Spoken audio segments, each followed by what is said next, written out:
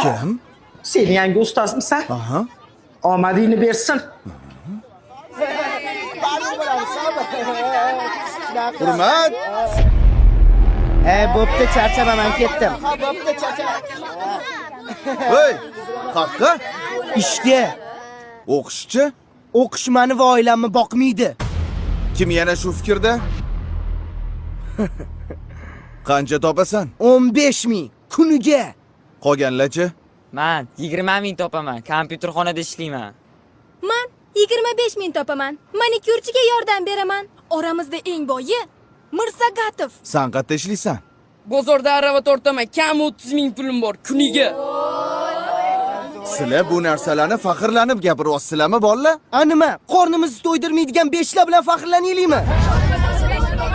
Balki kelisharmiz. Nimani kelishmoqchisiz? Har bir baho uchun pul to'layman. Oppa! Вот это поворот! Eng ko'p baho olgan 5 ta o'quvchiga Kuniga 20 mingdan. Yo'q, 25 mingdan. roziman. Oy, qaqqa? Ishdan bo'shashimni aytib keling. Narziqulov doimgidek ikki. Balki oldin tekshirib ko'rarsiz. Voy. Bo'lar ekan o'qisa.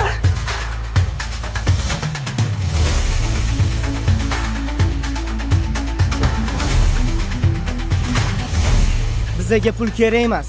Biz o'qishni tanlaymiz.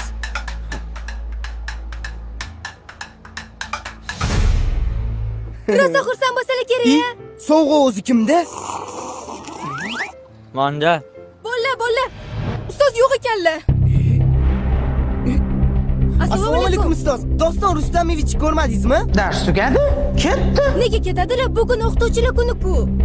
Men qayerdan bilaman? Nima men uni qorovulimanmi? Ishga ketgandir. Yana qayerdadir ishlaydilarmi? Novvoyxonadami? Boshimni qotirmalaring.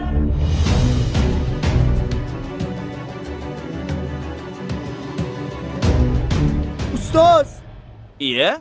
Kelinglar bolalar, non beraymi? O'zingizni pulingiz yo'q ekan-ku. Nimaga bizga pul bermoqchi bo'ldingiz? o'zingizni bolalaringiz bo'lib turib, nimaga begona bolalarni o'yladingiz? Shunaqa qiyin ekan. Nima qilasiz bu kasbni tanlab? Ustozlik kasb emas, bolalarim.